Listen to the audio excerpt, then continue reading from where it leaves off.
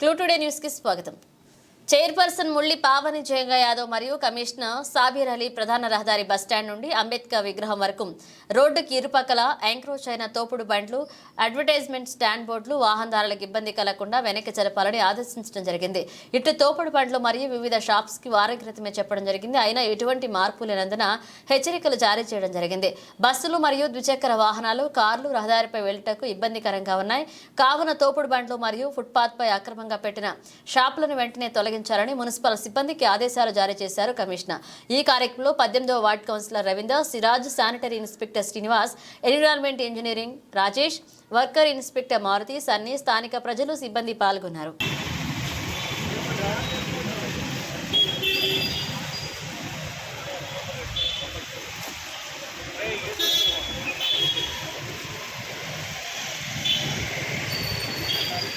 చెత్త తీపిచ్చేసి లోపల పంపిస్తే సరిపోతుంది.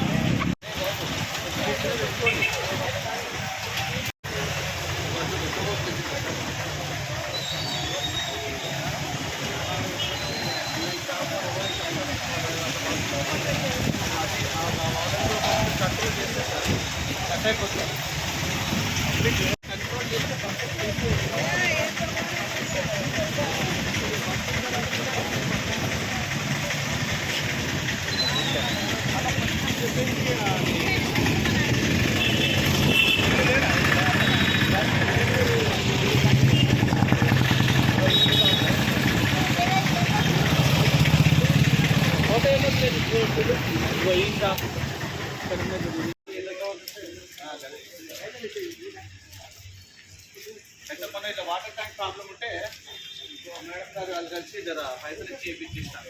10 రోజులు కష్టం పెట్టి